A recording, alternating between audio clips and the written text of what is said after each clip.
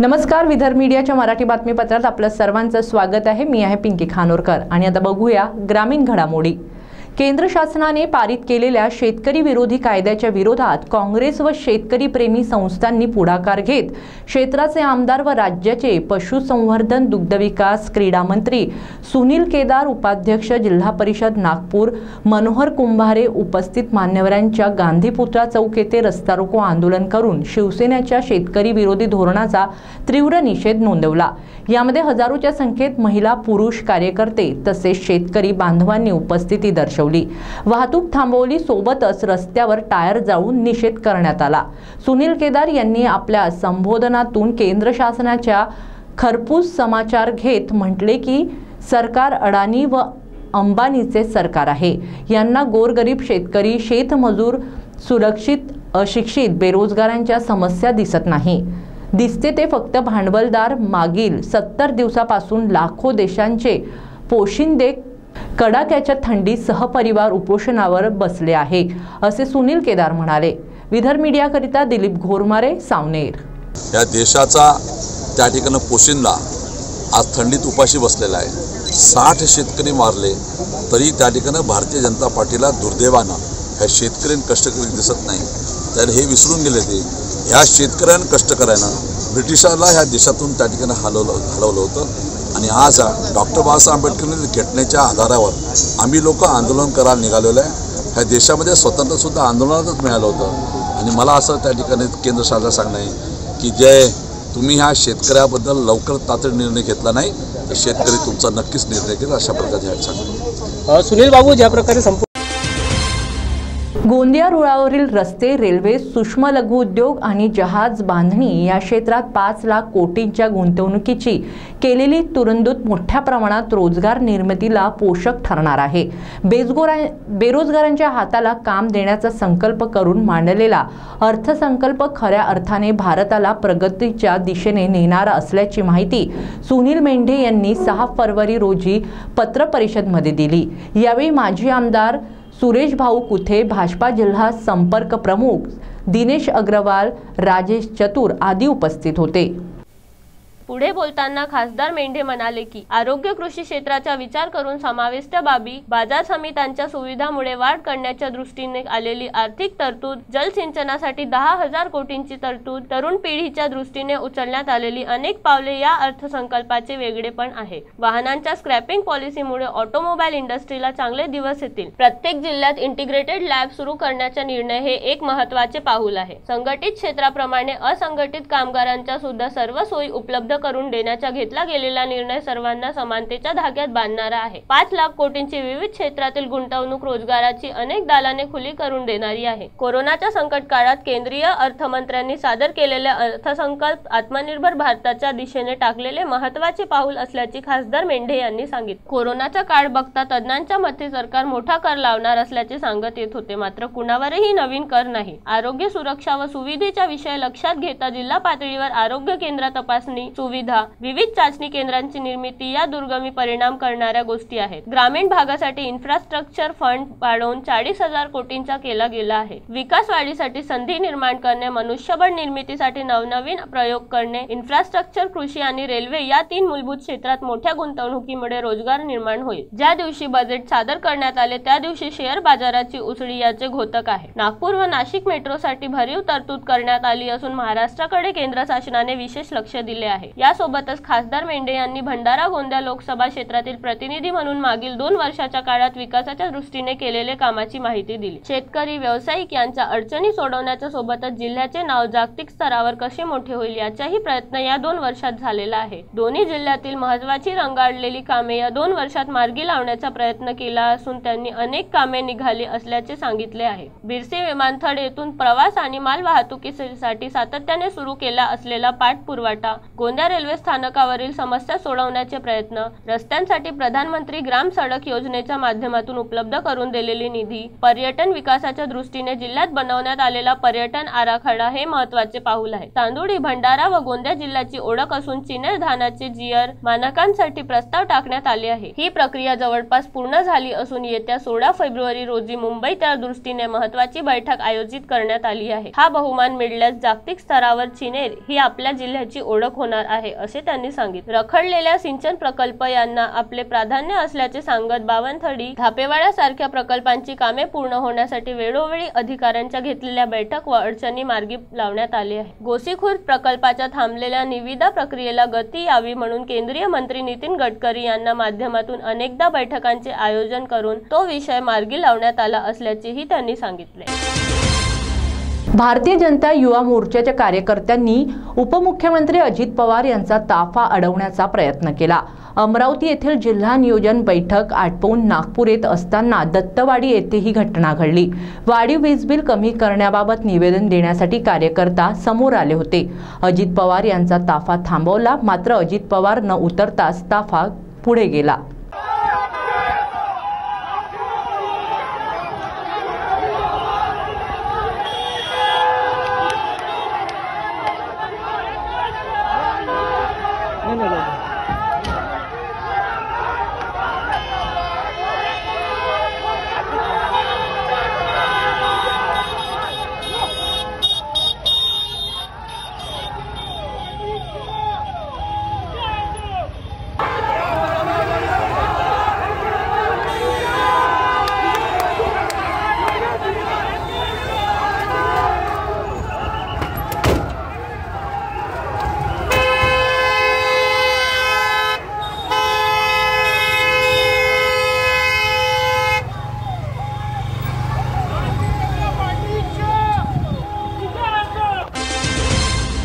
निषाद पार्टीचा राज्यस्तरीय कार्यकर्ता संमेलन नागपुरातील वाडी येथे संपन्न झाला।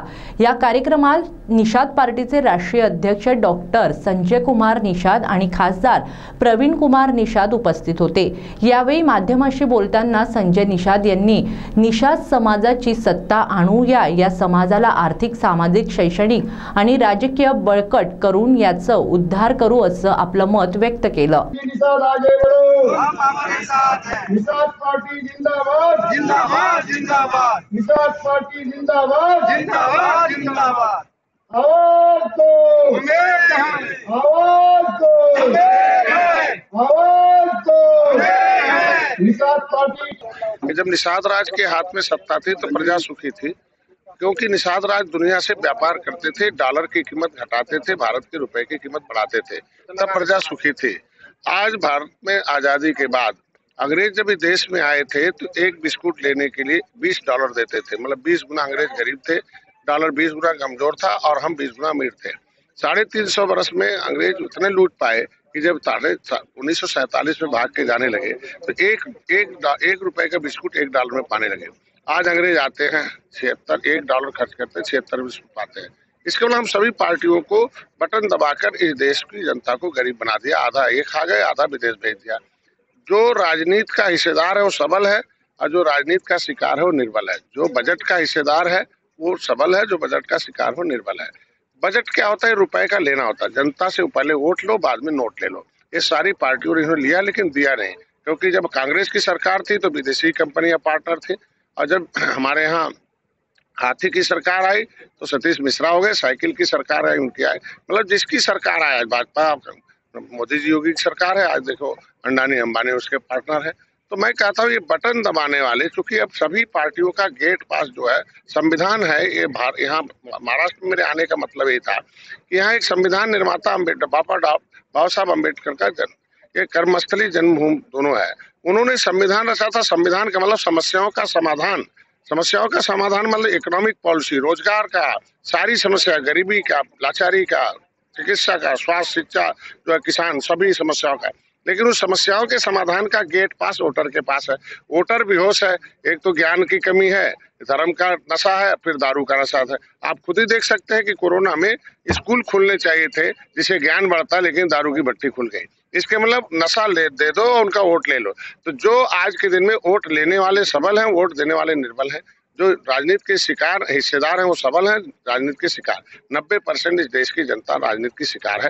तो मैं उन्हें निर्बलों की पार्टी को बनाकर, इनका नाम है निर्बल इंडियन शोषित हमारा दल, कि जब तक बटन दबाने वाला वोटर पॉलिटिकल पार्टनर नहीं होगा तब तक इसकी गरीबी नहीं दूर होगी। तो निषाद पार्टी का ही उद्देश्य है कि पूरे देश के 90% लोग हैं, वो चाहे किसी कौम के हों, क्योंकि गरीबी तो सभी कौम में है। संविधान में समस्त व्यवस्था दी गई है कि वोट डालो, सबसे ताकतवर आदमी वोट है। आज के दिन में सबका गेट पास अगर वोटर के पास है तो समस्याओं के समाधान का भी गेट पास वोटर के पास है। तो हम इन वोटर को जगाने आए हैं, यहाँ के गठन करने आए हैं। यहाँ नई कमेटी, प्रदेश की कमेटी हमारी है, राष्ट्रीय कमेटी यहाँ के लोग राष्ट्रीय कार्यकारिणी में है, और यहाँ के तालुका जितने भी जिले हैं, तालुका है, वो सब में गठन हो रहा है। और आज उनको संकल्प लेने के लिए आ रहे हैं कि संकल्प ये लेना है कि अब हम लोगों के जो भी चुनाव होंगे कि अब जैसे एक जो कम्युनिटी जो है सामाजिक रूप से एक होती है, जैसे हमारे यहाँ चमार हैं, आपके यहाँ हमारे यहाँ यादव हैं, या बड़ी जातियां हैं, वो सामाजिक रूप से भी एक है, राजनीतिक रूप से एक है। लेकिन बाकी जो जातियां हैं वो सामाजिक रूप से भी अलग अलग उपजातियों में बटे हैं और राजनीतिक रूप से 5 जगह बटन दबाते हैं। तो मैं इनसे यही कहने आया हूँ, जितने भी फिशरमैन कम्युनिटी है, बाकी जितने भी और भी जातियां हैं जो निर्बल हैं, वो सामाजिक रूप से भी एक हो जाए और राजनीतिक रूप से एक हो जाए, इसी उद्देश्य के साथ। सर, क्या निषाद पार्टी जातिगत राजनीति करने के लिए आई है? आज के दिन में संविधान में जाति प्रमाण पत्र देने की व्यवस्था है, वहाँ आरक्षण की व्यवस्था है, लेकिन सामाजिक न्याय समिति का रिपोर्ट कहता है कि आखिर जाति की बात नहीं होती तो आज के दिन में 10% आरक्षण 72 घंटे में भारतीय जनता पार्टी को पूरे देश को लिखने की क्या जरूरत होती? आखिर जाति के हिसाब से आज के दिन में यहाँ की जाति के हिसाब से तो वोट पड़ते हैं, जाति के हिसाब से वोट पड़ते हैं। तो हम जाति की राजनीति की बात नहीं करते, हम तो सबके निर्बल की बात करते हैं। लेकिन जिन जातियों के लोग सत्ता में गए, आज के दिन में महाराष्ट्र में ही थाना बगल में है, तो जिसकी सरकार है उसके आगे 10 दरोगा होंगे, जिसकी पिछली सरकार होगी उनके 5 दरोगा होंगे, जिससे पहले जिसकी सरकार होगी 5 दरोगा होंगे, बाकी का एक सिपाही भी नहीं है, तो इनका कौन सुनेगा? तो सभी जातियों को समान अधिकार मिले, सभी जातियों के सभी विभागों में समान अधिकार मिले, ये निषाद पार्टी का। आप यूपी बिहार में बीजेपी के साथ हो, महाराष्ट्र में अगर आप पांव पसारने की कोशिश कर रहे हो, क्या बीजेपी का साथ यहाँ पे भी लोगे? पूरे देश में बीजेपी के साथ मैं अपने आरक्षण के मुद्दे पर गया हूँ, इनके समस्याओं का, चूंकि केंद्र और राज्य में बीजेपी है। 70 साल से पिछली सरकारों ने अगर इन जनता को, किसानों को, नौजवानों को दिया ही होता तो बीजेपी क्यों आती? तो बीजेपी आई है तो समस्या के समाधान के लिए, और पावर के साथ रहने से ही समाज को पावर मिलता है। तो केंद्र और राज्य में बीजेपी है, इसलिए निषाद पार्टी उनके साथ है और आगे भी रहेगी। इनके आरक्षण का समाधान बीजेपी कर सकती है, अगर पिछली सरकारें करनी होती तो इनकी समस्याओं का समाधान होगा। सर, देश का एक मुद्दा है, किसान आंदोलन कर रहे हैं, 70 दिन से आंदोलन कर रहे हैं और केंद्र सरकार कीले बिछा रही है दिल्ली में। आप उसको किस तरह देखते हो? आप समर्थन कर रहे हैं बीजेपी? ये अधिकारी समर्थन करते हो? ये अधिकारी कर्मचारी जो ब्यूरोक्रेट्स है ना, 70 दिन से नहीं है, वो 70 साल से किसान बेचारे ठगे जा रहे हैं। अगर सरकारें ने अगर किसानों को पिछले बार दिया होता तो उनकी आज जय जयकार होती, उन्हें आंदोलन करने की क्या जरूरत पड़ती? ये तो पिछली सरकारों की नाकामी का फल है कि आज किसान को रोड पर बैठना पड़ रहा है। वो किसान नहीं है, वो राजनीतिक रूप से राजनीति के शिकार हैं, वो किसान नहीं है। कीले जो बिछा रहे हैं वो अधिकारी कर्मचारियों की देन है। ऐसे वो निश्चित रूप से अधिकारी कर्मचारी ही तो सरकार को गुमराह करते हैं, जो उल्टा पुल्टा कानून बनाते हैं, सीधा करते हैं। पढ़े लिखे लोग हैं, वो हैं, बुद्धिमान वो हैं। तो अगर वही ब्यूरोक्रेट सही काम किए होते तो आज किसान के, नौजवानों के बच्चे नौकरी में होते, आज आत्महत्या नहीं करते, किसानों के लिए सब्सिडी की जरूरत नहीं पड़ती। किसान के लिए आज बिल 70 साल बाद क्यों लाना? सर, वो ब्यूरोक्रेट की बात अलग है, पर देश तो शासन करते लोग चलाते हैं ना। तो आप इस बिल के समर्थन में हो या विरोधक में हो? नहीं, बिल के समर्थन हम कहते, किसान जो मांग रहा है पहले उसे छोड़ दिया जाए। हम कहते जबरदस्ती किसान के ऊपर क्यों बिल थोपा जाए? हम कहते ऐसा रहना चाहता कुछ दिन और रहे। यानी आप माननीय प्रधानमंत्री जी से मिले थे, उस बार ही हमने इम्प्लीमेंटेशन करा दिया था, और नाम जो प्रधानमंत्री मत्स्य संपदा योजना, जो पिछले साल 20,000 करोड़ मछुआरा समाज के लिए भारत सरकार के द्वारा दिया गया था, वो इस समय बढ़ाकर तकरीबन 33,000 करोड़ कर दिया गया आज के दिन में। और जो ये आम बजट पेश हुआ है, भारत सरकार भारत को आत्मनिर्भर बनाने के लिए उस पर काम हो रहा है। अभी पूरी तरीके से अभी बजट का सदन नहीं चल पा रहा है कुछ बिंदुओं को लेकर, और निश्चित ही आने वाले समय में जैसे ही सदन सुचारू रूप से चलेगा, पूरी तथ्य आपके सामने आ जाएंगे। फिशर कम्युनिटी देखा जाए तो मैक्सिमम एजुकेटेड नहीं होती है, तो उनके जो ये तालाब जो है, डैम जो है, उनके ऊपर में जो जानवर लोग है उनका कब्जा है, तो इसके लिए आप क्या करोगे? निश्चित रूप से जो फिशरमैन कम्युनिटी है उनमें आर्थिक पिछड़ापन है, सामाजिक पिछड़ापन है, राजनीतिक हिस्सेदारी नहीं है। लेकिन इस बार जो है एकलव्य महाविद्यालय के नाम से जो आदिवासी क्षेत्र जैसे छत्तीसगढ़ है, झारखंड है, इसमें तकरीबन 200 विद्यालय खोलने का प्रस्ताव भारत सरकार ने कर दिया और आने वाले कुछ समय में ये एकलव्य नामक विद्यालय हमारे समाज के गरीब बच्चों को पढ़ाने का कार्य करेंगे और उसको शिक्षित करने का काम। गोंदिया भंडारा जिल्ह्यातील शिक्षण महर्षी कै मनोहरभाई पटेल यांच्या जयंतीनिमित्त NMD महाविद्यालयात आयोजित कार्यक्रमात दोन्ही जिल्ह्यातील गुणवंत विद्यार्थ्यांना सुवर्ण पदके देऊन गौरवण्यात येईल। त्याच प्रमुख अतिथी यांना कार्यक्रमाच्या अध्यक्षस्थानी महाराष्ट्राचे राज्यपाल भगतसिंग कोश्यारी यांची खास उपस्थिती, प्रफुल्ल पटेल तसेच काँग्रेसचे प्रदेश अध्यक्ष नाना पटोले आणि गोंदिया यांच्या समवेत विशेष उपस्थिती असेल आणि भंडारा जिल्ह्यातील मनेवार यांनी रत्नांमध्ये हजेरी लावून माजी आमदार राजेंद्र जैन यांनी जास्तीत जास्त संख्येने उपस्थित राहावे असे आवाहन केले। महिला कोरोना योद्ध्यांचा सत्कार वाडीमध्ये करण्यात आला। समाजात असलेल्या कोणत्याही भेदभाव तेव्हाच नष्ट होऊ शकतो जेव्हा लहानपणापासून योग्य संस्कार आणि उत्तम शिक्षण मिळेल। म्हणून घरातूनच समाजतेचे संस्कार मुलांवर व्हायला हवेत आणि हे चांगले संस्कार करण्याची गरज घरातील कार्यरत स्त्रियांची नसून पुरुषांचीही आहे। त्यासाठी तसा आदर्श आपल्या मुलांसमोर ठेवून घरातील महिलांचा आदर, त्यांना सन्मानाची व समानतेची वागणूक घरात दिसून आली तरच ती समाजात वावरणाऱ्या महिलाप्रती ठेवली जाईल असा आत्मविश्वास महिला मेळाव्याला संबोधताना माजी जिल्हा परिषद अध्यक्षा सुनीता गावंडे यांनी व्यक्त केला।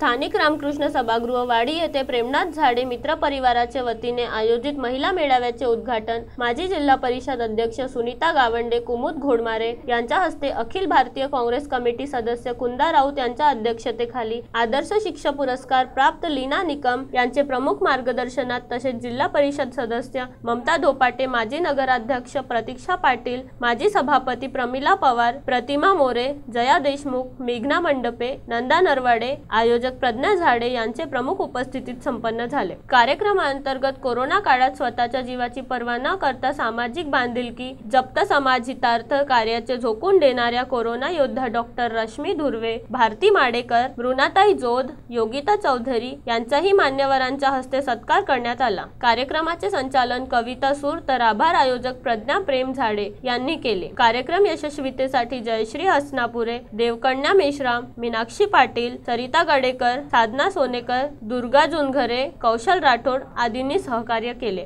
विलास माडेकर, वाडी। मराठी बातमीपत्रात वेळ झाली इथेच थांबण्याची। आपण बघत रहा ग्रामीण घडामोडी। नमस्कार। आमच्या विदर्भ मीडिया आणि परफेक्ट मीडियाच्या चॅनल आणि पेजला सबस्क्राइब, लाईक, शेअर करायला विसरू नका।